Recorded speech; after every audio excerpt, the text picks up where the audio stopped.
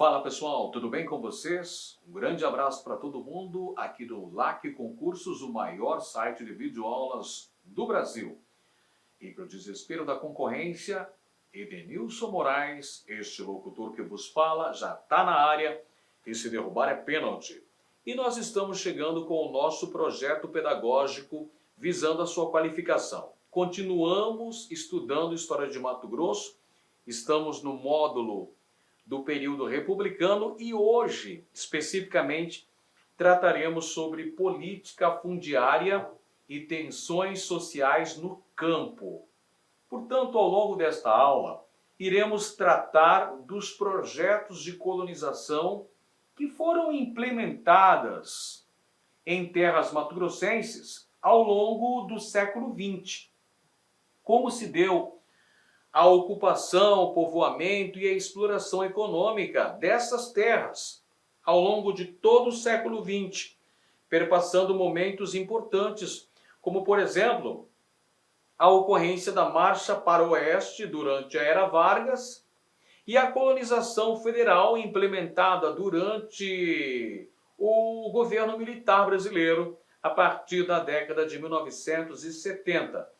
Veremos também nesta aula os desdobramentos principais destas políticas de colonização, bem como trataremos das tensões sociais que são um resultado direto dessas políticas implementadas. Vamos começar falando sobre a colonização de Mato Grosso ao longo do século XX. Este é um processo que visava, basicamente, a ocupação, o povoamento e a exploração econômica destes territórios. Isso se dá a partir de uma decisão política governamental, ou seja, a colonização de Mato Grosso ao longo do século XX se deu basicamente a partir da agenda governamental, aquilo que foi estabelecido pelos governos, sejam governos estadual ou governo federal, visando a ocupação, visando a colonização, a exploração econômica dessas terras. E esse planejamento vai se dar baseado na ação da iniciativa privada. Claro que a decisão governamental ela era necessária. Tanto o governo estadual quanto o governo federal vão criar mecanismos para a abertura dessas frentes de colonização. Mas é a atuação da iniciativa privada, a iniciativa particular, é que vai basear todo o planejamento e organização dessas frentes de colonização que surgiram ao longo de todo o século XX. Esse processo está diretamente relacionado com a migração. Não dá para você falar sobre colonização das terras mato-grossenses sem falar na migração, porque com a abertura dessas frentes agrícolas, vem também colonos, migrantes de outras partes do Brasil, que se tornam os novos habitantes do território do estado de Mato Grosso. E evidentemente que a gente tem que analisar também a terra sendo vista como uma mercadoria. Então, a partir do momento em que temos a terra como uma fonte de riqueza, uma mercadoria que pode ser vendida, ela assume um caráter de valorização muito grande. E aí nós temos o avanço da fronteira, tanto a fronteira oeste quanto a fronteira norte do Brasil. E são estabelecidos projetos oficiais de colonização, que acabam contribuindo para que muitos trabalhadores menos favorecidos, trabalhadores sem propriedade fundiária, sejam expropriados. Trabalhadores, pequenos proprietários também, sejam expropriados por conta desses projetos oficiais de colonização que foram estabelecidos, além dos projetos privados que vão favorecer os grandes produtores. Então, olha só, os projetos oficiais, ou seja, os projetos do governo, vão ser voltados para os trabalhadores expropriados, ou seja, aqueles sem a propriedade fundiária, sem terras, trabalhadores sem a propriedade da terra. Já os projetos privados vão acabar beneficiando os produtores capitalizados, aqueles que tinham condições de investir, de comprar terras e investir capital para o desenvolvimento desses projetos agropecuários. Vamos entender como se deu a política nacional de colonização ao longo da história em Mato Grosso. A política de colonização sempre foi uma política muito vigente aqui em Mato Grosso, desde o início do processo de ocupação por populações não indígenas. Lá no século XVIII, você se lembra muito bem que com o advento da mineração se deu o início da colonização das terras mato-grossenses, surgindo os primeiros núcleos populacionais, a exemplo de Cuiabá, que começou exatamente por conta da atividade mineradora. Então, essa política de colonização, lá no século XVIII, tinha a ver com a ampliação da fronteira da América Portuguesa, por conta da ação desenvolvida pelos bandeirantes. Já no século XX é um outro contexto. Espera aí, no século XX o Brasil é um Estado-nação independente e aqui visava-se a expansão capitalista. Neste momento, século XX, o objetivo principal era a expansão da fronteira agrícola, era o desenvolvimento capitalista, era a geração de riquezas. Então perceba dois momentos distintos da história de Mato Grosso. Lá no século XVIII, o início do processo de colonização está ligado a um processo de expansão das fronteiras, de consolidação da posse portuguesa desse território. No século passado, diferentemente, já éramos um Estado-nação desde 1822, então, durante o período republicano, dois períodos em especial, a marcha para o oeste, durante a era Vargas, e a colonização empreendida pelos governos militares. Aqui tem uma preocupação, uma mentalidade essencialmente capitalista, geração de riquezas. Portanto, a política nacional de colonização, ela sempre fez parte da história oficial do acesso à terra em Mato Grosso. Logicamente que esse acesso à terra bastante dificultoso para os menos favorecidos. E tem essa questão do estímulo ao povoamento do território. Durante muito tempo, Mato Grosso foi visto como um verdadeiro vazio demográfico. E expansão da produção, aumentar a produção agrícola, sobretudo a partir dos anos 1970. Então, em síntese, Mato Grosso é um território que, ao longo de sua formação histórica, teve vários momentos de estímulo à colonização, de incentivo à vinda de novos moradores, dos migrantes, seja lá no século XVIII, momento de expansão territorial, quanto no século XX, que já é uma outra mentalidade mais capitalista, visava-se o estímulo de riquezas, a produção, o aumento da produção agrícola e também o crescimento populacional. Falemos então sobre os dois principais momentos de colonização em Mato Grosso no século XX, começando pela Marcha para o Oeste, pessoal.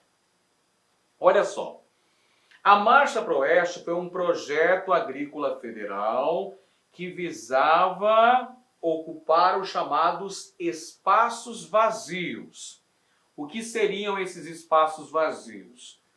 O oeste do Brasil, Mato Grosso e Goiás, e também a região amazônica.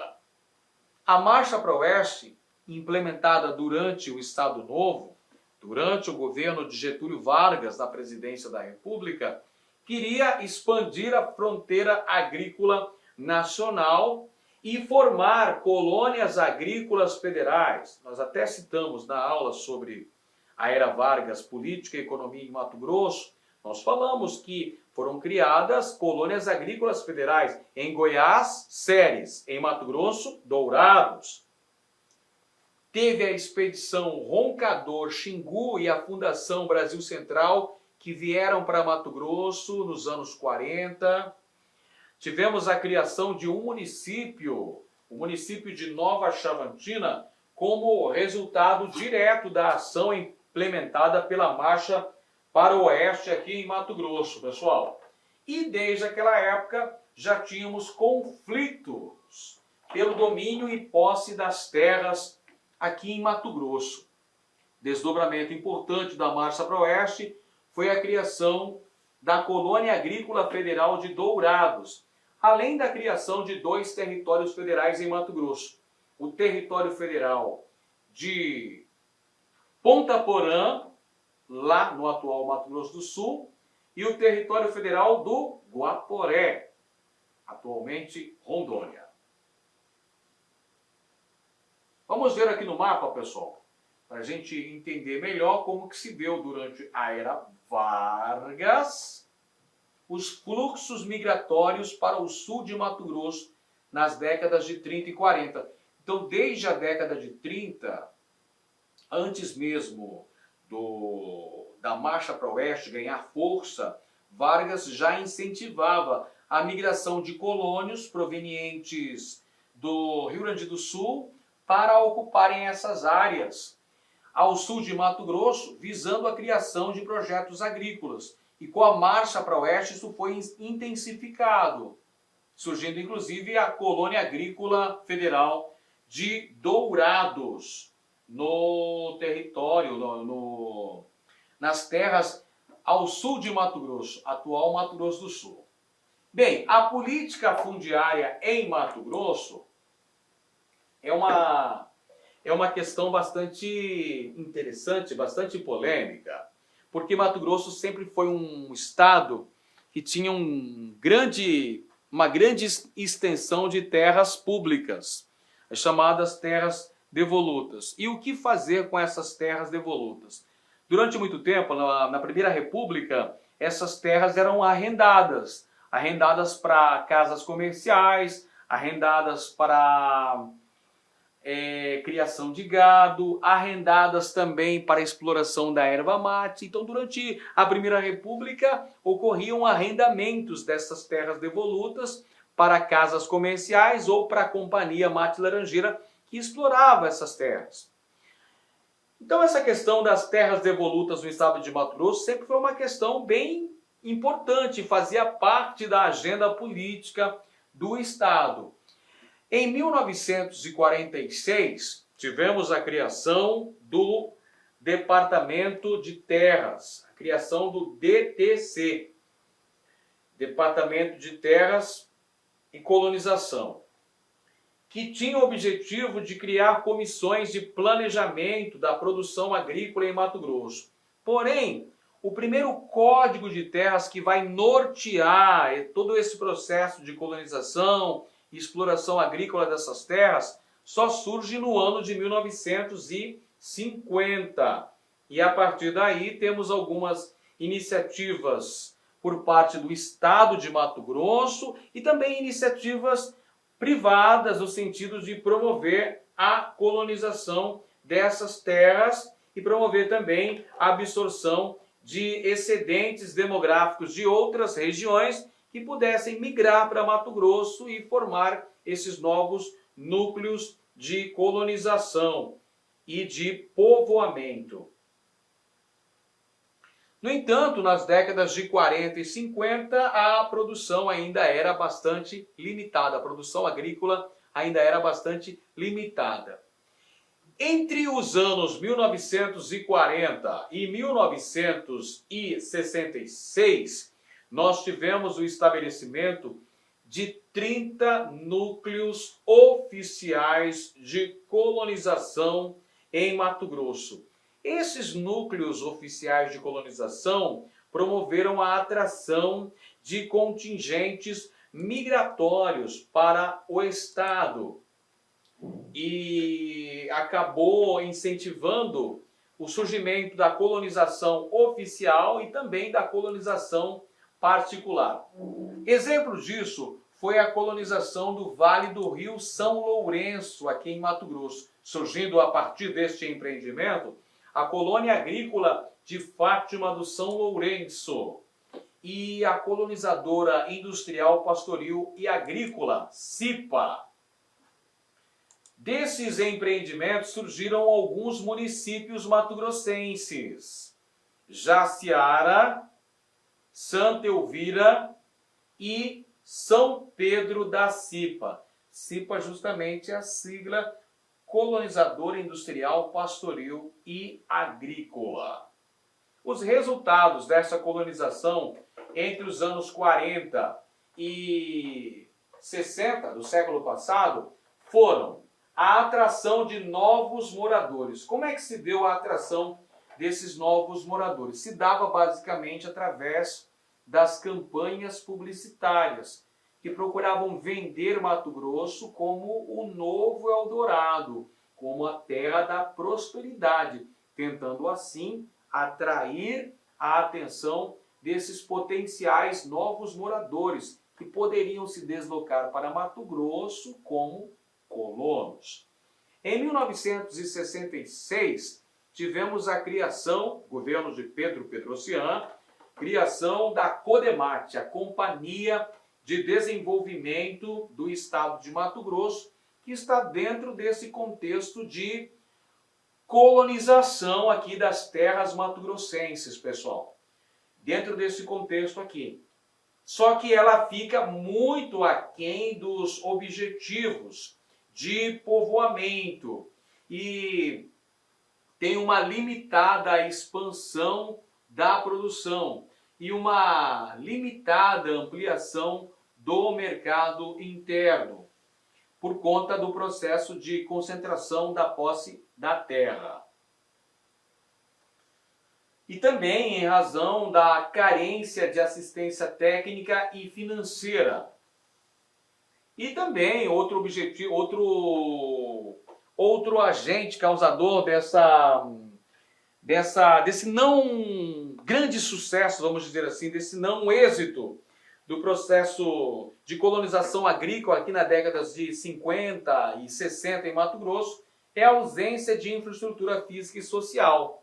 O que significa isso? Que nesse momento em que se dá essa colonização nos anos 60, faltavam estradas, faltava rede de água e esgoto, faltava energia elétrica, escolas, hospitais. Então havia uma grande carência de infraestrutura nesses núcleos que estavam se formando. Então surgiam inclusive novos municípios, como a gente viu aqui, ó, Jaciara, São Pedro da CIPA, só que ainda muito carentes de uma infraestrutura mais planificada e desenvolvida. A política federal de colonização, com participação massiva do Estado, se dá a partir dos anos 70, com participação massiva do Estado federal. O governo federal participando com investimentos, com uma política massiva mesmo, uma política expansiva no setor agrícola aqui em Mato Grosso, visando justamente a expansão do capital para estes territórios, para estas terras aqui em Mato Grosso. A estratégia era a da integração econômica das terras mato-grossenses, Amazônia e Centro-Oeste, dentro da política de segurança e desenvolvimento nacional. Então, pessoal, era uma preocupação dos tecnocratas da ditadura militar promoverem a ocupação das terras consideradas vazios demográficos. Era a política de integrar para não entregar. Então, dentro da política, da doutrina de segurança nacional, visava-se então promover a ocupação da Amazônia brasileira e da região centro-oeste como um todo, criando esses projetos federais de colonização, com abertura ao capital nacional e estrangeiro, e os programas de desenvolvimento regional, tais como o Plano de Integração Nacional, PIN, o Proterra, o Polo Amazônia, o Polo Centro, o Polo Noroeste, que eram relacionados diretamente com a ocupação e a exploração econômica da chamada Amazônia brasileira. Entre as características destes programas, nós podemos citar aqui, pessoal, que em teoria esses projetos de colonização visavam o estabelecimento da reforma agrária e da política agrícola voltada para a ocupação econômica e social da Amazônia Legal brasileira. Só que na prática, o que se assistiu foi a expansão da fronteira agrícola. Então a justificativa dessa doutrina de segurança e desenvolvimento nacional era garantir a realização da reforma agrária no Brasil e garantir uma política agrícola mais eficiente. Só que na prática, o que assistimos foi a formação de uma fronteira econômica mais extensa no Brasil. A fronteira econômica foi expandida no país com a ocupação desses territórios, gerando uma série de conflitos, como a gente verá mais à frente. O governo federal cria uma série de incentivos fiscais e financeiros visando garantir a entrada do grande capital nesses projetos agrícolas. E, ao mesmo tempo, ele vai desmobilizar a luta pela reforma agrária, que já era grande no Brasil, sempre foi grande no Brasil. Durante o contexto que antecede a ditadura militar, teve muita luta. Tínhamos as ligas camponesas que levantavam esta bandeira. Esses projetos agrícolas que foram implementados pelo governo federal aqui em Mato Grosso visavam também promover um controle das tensões no campo aqui em relação ao Mato Grosso e em relação à Amazônia Legal como um todo. Então, a partir dos anos 70, nós temos o estabelecimento tanto de projetos oficiais de colonização, ou seja, projetos governamentais, projetos levados a campo pelo governo federal, quanto projetos agrícolas particulares que se implantaram em várias regiões do estado de Mato Grosso, principalmente no norte de Mato Grosso, onde tivemos a participação de empresas particulares nesses projetos de colonização. Olha só um detalhe interessante. Nós falamos que, na teoria, esses projetos agrícolas implementados pelo governo militar visavam o estabelecimento da reforma agrária no Brasil. Por isso foi criado o Instituto Nacional de Colonização e Reforma Agrária no ano de 1971.